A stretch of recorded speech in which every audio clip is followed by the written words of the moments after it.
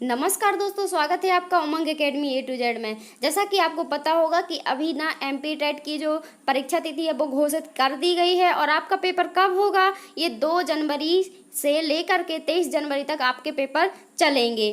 तो यहाँ पर मैंने सोचा कि जैसे मैंने अभी एक वीडियो संस्कृत की पेडागोजी की डाली थी तो आप लोगों ने बहुत अच्छे से देखी होगी और मैंने उसमें पूरी पेडागोजी है, जितना भी सिलेबस है मैंने पूरा उसमें इंक्लूड करने की कोशिश की थी। और जो भी अभी हमारा कुछ रह गया होगा तो वो हम अभी इन क्वेश्चनों के आधार पर ही उसको कवर कर लेंगे, ठीक है। और मैंने अभी जो ये क्वेश्चन करवा रही हूँ ना, ये इसमें इस प्रैक्टिस सेट में आपको 15 क्वेश्चन मिलेंगे और जो ये 15 क्वेश्चन ऐसे प्रश्न हैं जो आपको किसी न किसी एग्जाम में, चाहे वो MP टेट हो, C टेट हो, सुपर टेट हो, मतलब किसी न किसी एग्जाम में आए हुए ही हैं और आपको इनसे बहुत ज़्यादा मार्गदर्शन मिलने वाला है और जो आ भी सकते हैं क्वेश्चन पेपर में। तो आपको देखना है कि यहाँ पर कैसे क्वेश्चन पेडागोजी से पूछे जाते हैं, ठीक है। तो अभी मैं इसके बाद में आपको जो वर्ग 2 का एग्ज़ाम हुआ था MP टेट का, तो उसमें जो भी संस्कृत के क्वेश्चन, चाहे वो अपठित गद्यांश से थे, वो सब मैं आपको कराने वाली हूँ एक एक करके। जितने भी कुल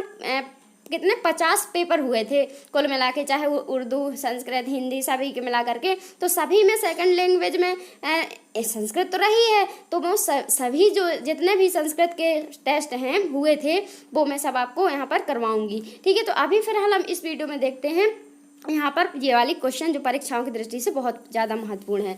तो यहाँ पर पहला क्वेश्चन दिया हुआ है, विद्यार्थिनः श्रवण कौशलस्य आकलनम कर्तुं शक्यते।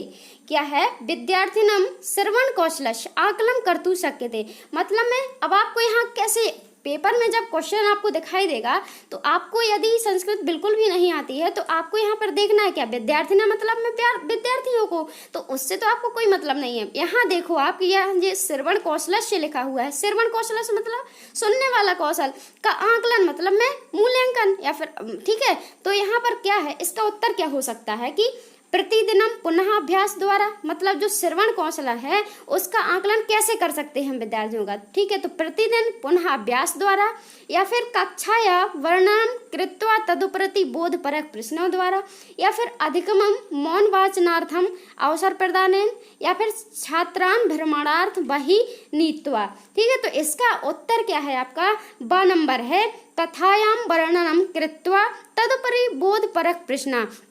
अब यहाँ पर आपको जो ऑप्शन है उनको काटना कैसे है कि गलत कैसे छांटना है आपको। तो यहाँ लिखा है कि छात्रान भ्रमणार्थ वही नीतवा, ठीक है। तो आप विद्यार्थी को छात्र मतलब में भ्रमण करवाओगे तो उसका श्रवण का कौशल का आकलन थोड़ी ना होगा, ठीक है। तो अब यहाँ जे दिया है सा नंबर में, अधिकम मौन वाचन, मौन वाचन करने से उसका श्रवण वाचन से क्या संबंध है, तो इसका जे भी नहीं होगा। और प्रतिदिन पुनः अभ्यास, अब भाई प्रतिदिन पुनः अभ्यास तो करना है, लेकिन किसका करना है? बोलने का करना है, लिखने का करना है, सुनने का करना है, किसका करना है उसमें दिया ही नहीं है। तो क्या है? कथाया वर्णन, कथा का वर्णन करके तदुपरि बोधपरक प्रश्न है, मतलब कथा का वर्णन करके तो बालक क्या है, सुनेगा। इसके बाद तदुपरि मतलब में इसके बाद बोधपरक प्रश्न मतलब में उनको प्रश्नों को समझा करके क्या है उसका श्रवण कौशल का आकलन करवाया जा सकता है, ठीक है। तो आपको ऑप्शन नंबर 22 का सही हो जाता है। अब अगला प्रश्न क्या है? दूसरा प्रश्न यहाँ पर दिया हुआ है, पठनस्य प्रारंभिक स्थितौ शिक्षकः ध्यानम दधात, ठीक है। तो क्या है? पठनस्य प्रारंभिक स्थिति मतलब में पढ़ने की प्रथम स्थिति में शिक्षक को ध्यान देना चाहिए। किस पर ध्यान देना चाहिए? तो भाषा या वर्णमाला में, कि कंठस्थीकरण में, कि पठनस्य प्रवाह में, कि अक्षर ध्वनि समन्वय में, कि पठनस्य शुद्धतायाम, ठीक है। तो इसका आंसर आपका हो जाता है क्या? सा। प्रारंभिक स्थिति में पठन जब करवाना है शिक्षक को तो प्रारंभिक स्थिति में उसको कौन सा ध्यान देना पड़ेगा? तो अक्षर और ध्वनि का समन्वय करवाना पड़ेगा, ठीक है। तो आपका जो ऑप्शन नंबर सा क्या हो जाता है? सही हो जाता है। ना ही उसको अभी पहले नंबर तो उसको कंठस्थीकरण तो करवाना ही नहीं है, ठीक है। पठनस्य प्रवाह, अभी उसको कुछ आता जाता तो है नहीं है, तो उसको प्रवाह क्या देखना है कि वो किस प्रवाह से पढ़ रहा है, कितनी लय से, कितना तर्ज से कैसा पढ़ रहा है, तो ये भी गलत हो जाता है। और यहाँ पठनस्य शुद्धतायाम, पठन को शुद्ध है या नहीं है वो तो बाद में ही देखेंगे, पहला तो उसको ये देखेंगे कि अक्षर और ध्वनि उसको उसकी पहचान है उसके पास, बच्चे के पास कि नहीं है, तो सबसे पहले हम इसको देखेंगे, ठीक है। तो आपका ऑप्शन नंबर 7 सही हो जाता है। अब जो तीसरा है उसको देखते हैं क्वेश्चन को। तीसरा क्वेश्चन है आपका कि श्रवणम पठनम चैव, क्या है? श्रवणम पठनम चैव। अब आपको मैंने पिछली वीडियो में जब मैंने पेडागोजी का संपूर्ण सिलेबस करवाया था, आपको एक ही वीडियो में पूरा दिया था, तो उसमें मैंने बताया था कि जो संस्कृत भाषा में कौशल होते हैं वो कितने होते हैं? 4 होते हैं। कौन कौन? श्रवणम, संभाषणम, पठनम और लेखन। ठीक है, तो यहाँ क्या है? श्रवणम और पठनम दिया है, तो सुनना और पढ़ना चाहिए। कौन से कौशल है? मैंने इनके प्रकार भी बताए थे कि कौन कौन से कौशल होते हैं। ठीक है, तो यहाँ पर पहला ऑप्शन दिया हुआ है ग्रहणात्मक कौशले, मतलब ग्रहणात्मक कौशले, और दूसरा दिया है अभिव्यक्त्यात्मक कौशले, और तीसरा दिया है रुच्योत्पाद कौशले, और चौथा दिया है चिंतनात्मक कौशले। तो जो श्रवण है और पठनम है, मैंने आपको बताया था कि कैसे ये है, ग्रहणात्मक कौशल है। कौन से हैं? ग्रहणात्मक कौशल है। क्यों? ग्रहण मतलब दूसरे के विचार हम तक आए। ठीक है, तो सुनकर के हम दूसरों के विचार अपने तक ला सकते हैं, और पढ़कर भी। अगर कोई चीज लिखी है, सामने वाला व्यक्ति कुछ लिख देगा, फिर हम उस चीज को पढ़ लेंगे तो उसके विचार हमारे तक पहुंच जाएंगे। ठीक है, तो उसका आंसर क्वेश्चन नंबर 3 का आंसर आ हो जाता है। ठीक है, तो देखो जो भी इसमें प्रश्न आ रहे हैं इस टाइप से परीक्षाओं में पूछे गए हैं, और जो मैंने पिछली वीडियो बनाई थी, अगर आपने वो वीडियो देख ली होगी तो आपसे ये सारे क्वेश्चन बिल्कुल धड़ाक से बन रहे होंगे। ठीक है, तो आपने अगर नहीं देखी वो वीडियो तो उसमें मेरी प्लेलिस्ट में लिंक मिल जाएगी, और भी डिस्क्रिप्शन में भी मिल जाएगी, तो उसमें भी देख सकते हैं आप। ठीक है, अब चौथा क्वेश्चन है प्राथमिक स्तरे, क्या? प्राथमिक स्तरे बालस्य भाषा विकासार्थम सर्वते महत्वपूर्णम अस्ति, मतलब प्राथमिक स्तर में बालस्य, क्या है? बालक भाषा विकास सर्वतो महत्वपूर्ण, मतलब बालक के भाषा विकास में सबसे महत्वपूर्ण क्या है प्राथमिक स्तर में, इसका ये हुआ अर्थ। ठीक है, तो अब क्या दिया हुआ है आपका? व्याकरणस्य ज्ञानम, या फिर भाषा समृद्धम वातावरणम, या फिर भाषाया पाठ्यपुस्तकम, या फिर बालस्य आकलनम। ठीक है, तो इसका आंसर मैंने बताया था कि चाहे संस्कृत भाषा में ही क्या है, भाषा समृद्ध वातावरण जरूरी होता है। संस्कृत बस में नहीं, सभी में होता है, चाहे वो हिंदी, चाहे कोई भी सब्जेक्ट बच्चे को पढ़ाया जाए, चाहे वो प्राथमिक स्तर हो चाहे सेकेंडरी स्तर हो, सभी में क्या होता है, अगर बच्चे का भाषा विकास अच्छा करना है तो क्या करना पड़ेगा हमको? अच्छा भाषा समृद्ध वातावरण मतलब में देना पड़ेगा। ठीक है, तो आपका आंसर नंबर बा हो जाता है। अब अगला 5वां क्वेश्चन है भाषाया, क्या? भाषाया अक्षर ध्वनि संबंध स्थापन द्वारा पठनस्य अध्यापन अस्ति, मतलब भाषा अक्षर है जो भाषा के, वो और ध्वनि है, उनका संबंध है स्थापित है के द्वारा के पठनस्य अध्यापनम, मतलब पठन के किस अध्यापन से है? तो प्रत्यक्ष विधि द्वारा, या फिर शाब्दिक विधि द्वारा, या फिर समग्र भाषा विधि द्वारा, या फिर आंशिक भाषा विधि द्वारा। ठीक है, तो आपका आंसर हो जाता है क्या? बा, शाब्दिक विधि द्वारा। ठीक है, अब 6वां क्वेश्चन यहाँ पर दिया हुआ है। 6वां क्या क्वेश्चन है? संभाषण कौशलस्य गतिविधि आकलन समय अधुलिखितेषु किम न आवश्यकम, मतलब संभाषण कौशल गतिविधि, यदि हमको संभाषण कौशल करवाना है, मतलब संभाषण मतलब बोलने वाला कौशल करवाना है, उसकी गतिविधि करवाना है, तो उस समय हमको किसका आकलन करवाना बहुत जरूरी है? ध्वनि का, या फिर शब्दानाम उच्चारण का, ध्वनि नाम और शब्दानाम उच्चारणम, या संदर्भे आगतानाम शब्दानाम उचित रूपाणाम प्रयोगः, या फिर शब्दकोशस्य उपयोगः, या फिर भाषणे स्पष्टता। तो आपका ऑप्शन नंबर 7 सही हो जाता है। इसका क्यों सही हो जाता है? शब्दकोशस्य उपयोगः, क्या? बोलने के लिए जितने ज्यादा उसके पास शब्द होंगे उसका जो विकास है उतना ज्यादा ही किसका होगा? संभाषण कौशल का विकास उतना ही ज्यादा होगा बालक में। ठीक है, तो शब्दकोशस्य आपका ये क्या हो जाता है? बिल्कुल सही हो जाता है आंसर। ठीक है, अब 7वां प्रश्न दिया हुआ है यहाँ पर कि जो लेखन विषयक है वो व्यतिक्रम कथ्यते, मतलब जो लेखन विषयक है वो व्यतिक्रम कथ्यते। ठीक है, उसमें कौन सी लेखन में कौन सी अक्षमता होती है, इसका मतलब ये है क्वेश्चन का आंसर अर्थ है। ठीक है, तो इसका जो लेखन के संबंध में कौन सा है? डिस्ग्राफिया है। आपको पता है, मैंने अभी वीडियो में बताया था पेडागोजी में कि जो संस्कृत में 4 ऐसे विकार हैं जो बहुत ज्यादा पूछे जाते हैं। तो डिसकैलकुलिया किसके लिए है? गणित के लिए है। और जो डिसलेक्सिया है वो पठन संबंधी विकार है, ठीक है, संभाषण संबंधी। और जो यहाँ पर डिस्फोरिया लिखा है, डिस्थीमिया भी होता है, तो वो किससे होता है? डिस्थीमिया जो होता है वो तर्क से होता है, चिंतन से होता है, ठीक है। और जो डिस्ग्राफिया होता है वो किससे होता है? लेखन से होता है। तो लेखन विषयक से संबंध क्या है? डिस्ग्राफिया हो। इसकी मैंने ट्रिक भी आपको बताई थी कि जब कोई चीज लिखना है हमको तो हम ग्राफ बना के ही लिखते हैं, ठीक है। तो आपका ये भी ऑप्शन द सही हो जाता है। अब 8वां प्रश्न यहाँ पर दिया हुआ है, प्राथमिक कक्षाया छात्राणां कृते मातृभाषाया एवं पाठनम स्यात् इति संतुष्ट अस्ति तेन, ठीक है। क्या है? यहाँ पर थोड़ा सा प्रश्न कट रहा है, हाँ, अब यहाँ पर स्पष्ट दिख रहा होगा आपको कि जो प्राथमिक कक्षायाम छात्राणां कृते मातृभाषा एवं पाठनम स्यात् इति संतुष्टम अस्ति तेन, इनमें से मतलब कौन सा है? तो यत् छात्रा कामपि भाषाम अवगन्तुं न शक्नुवन्ति, छात्रेषु सर्जन शक्तेः वृद्धि भविष्यति, प्रांतीय कथित भाषाया प्रोत्साहनम भवेत्, या फिर नैसर्गिक वातावरण से निर्माण भवेत्। अब आपका ऑप्शन क्या हो जाएगा? मतलब मातृभाषा से अगर पाठन करवाना है हमको बच्चे को, तो प्राथमिक कक्षा में कौन सा जरूरी होगा इनमें से, ठीक है। तो क्या होगा इसका? द नंबर को आंसर सही होगा। क्यों होगा? कि नैसर्गिक वातावरण से, मतलब उसी के अनुसार वातावरण का निर्माण करना होगा, तभी उसका क्या है? विकास बहुत अच्छा हो पाएगा, ठीक है। तो आपका ऑप्शन नंबर द हो जाता है।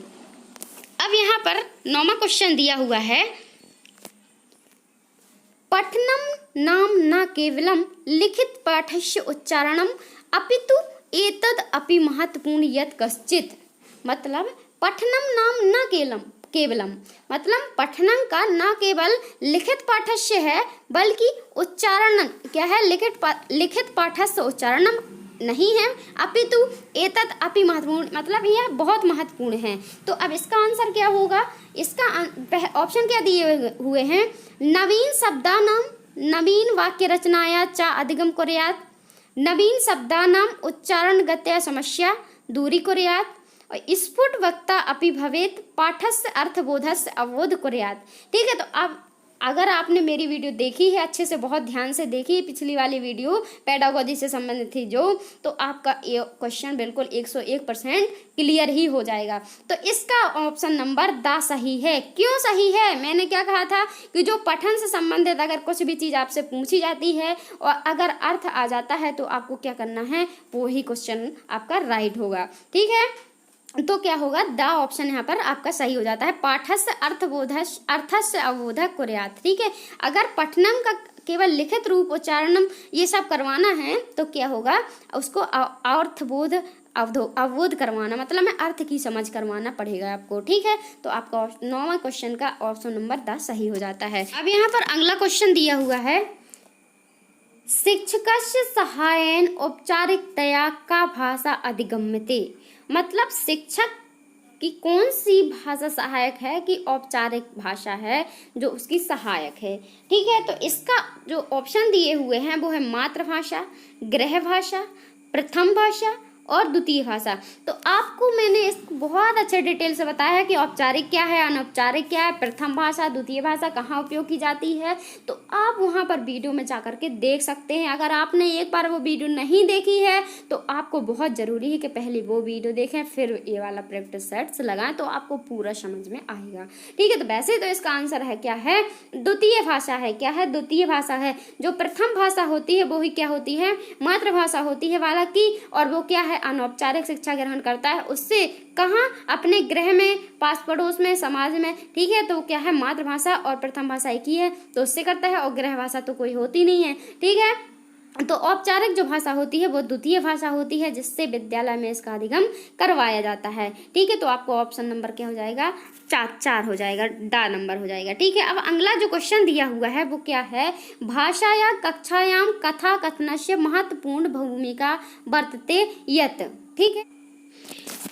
तो जो 12वां क्वेश्चन है इसका जो आंसर हो जाता है वो क्या हो जाता है? सी सही हो जाता है। एतत् नैतिक शिक्षणम ददाति, क्या है? यह नैतिक शिक्षा प्रदान करती है। कौन? कथा कथनस्य विधि, ठीक है।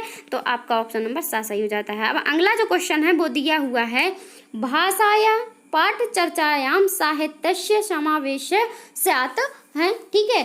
तो जो भाषा है उसमें पाठ, चर्चा, साहित्य में का समावेश है। इसमें से क्या है? तो छात्राणाम पाठ्यक्रम भारम न्यून करोति है इसका उद्देश्य, या फिर नवीन शब्दानाम ज्ञाने छात्राणाम साहाय्यम करोति, या फिर इदम नैसर्गिक भाषाया पठन पाठनस्य माध्यम अस्ति, और इदम विद्यार्थिनः आलोचना क्षमताम वर्धयति। ठीक है, तो आपका जो ऑप्शन हो जाता है वो कौन सा सही हो जाता है? ड नंबर सही हो जाता है। कौन सा? इदम विद्यार्थिनः आलोचना क्षमता वर्धयति। ठीक है, और अब अगला क्वेश्चन दिया हुआ है वो कौन सा दिया हुआ है? बालः स्वाभाविकतया तस्य प्रथमा भाषणम। क्या?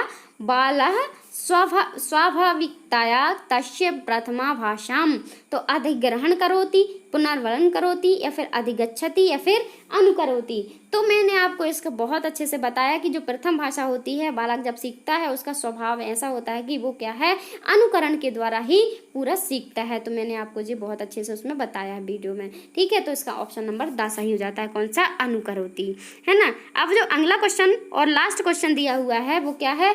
अधोलिखितेषु किम ग्रहणात्मक कौशलम अस्ति। इनमें से जो नीचे लिखे हुए जो कौशल हैं उनमें से कौन से कौशल ग्रहणात्मक कौशल हैं? तो आपको ग्रहणात्मक कौशल का एक क्वेश्चन पहले भी मिल चुका है, तो आपको, लेकिन क्वेश्चन का जो तरीका है लिखने का, एग्जामिनर का देने का, वो क्या है? वो बहुत डिफरेंस है। उसमें ये ऊपर दिया हुआ था और ये ग्रहणात्मक नीचे पूछा गया था। ठीक है, तो आपका ऑप्शन देखना है आपको। यहाँ पर क्या दिया हुआ है? ऑप्शन नंबर 1 पठनम लेखनम च, पढ़ना और लिखना, तो ये नहीं है।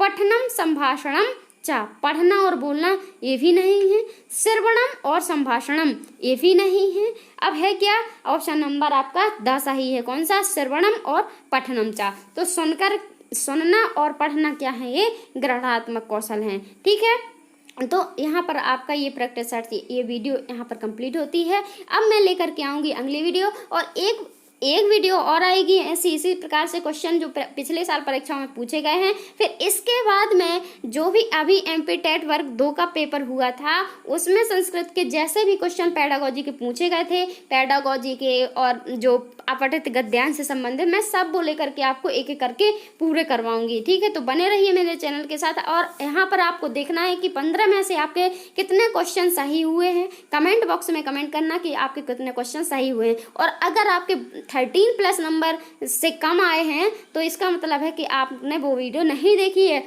और ये वो वीडियो ना देखने का है, ये क्या है? नतीजा है। अगर आपने वो वीडियो देख ली होती तो 13+ आपके नंबर इसमें आ ही जाते, और हो सकता है कि आपको 15 में से 15 नंबर भी आपको यहाँ पर मिल सकते थे। ठीक है, तो अगर आपने नहीं देखी है तो पहले उसको वीडियो में डिस्क्रिप्शन में उसकी लिंक दी होगी, तो प्लेलिस्ट में जाकर के उसकी पहले वीडियो देखें। इसके बाद में ये फिर से एक बार प्रैक्टिस सेट लगाएं तो गारंटी से आपके 13+ नंबर इसमें आ ही जाएंगे। और इसी प्रकार के क्वेश्चन परीक्षाओं में पूछे जाते हैं, चाहे वो सी-टेट हो, एमपी टेट हो, आर-टेट हो। अगर सेकंड लैंग्वेज उसमें संस्कृत भाषा है तो, फर्स्ट लैंग्वेज में भी जिसने संस्कृत ली है तो उसमें भी पेडागोजी में ऐसे ही प्रश्न पूछे जाते हैं। ठीक है, तो अगर वीडियो अच्छी लगी हो तो लाइक जरूर कर देना। Thanks for watching. मिलते हैं एक नेक्स्ट वीडियो में।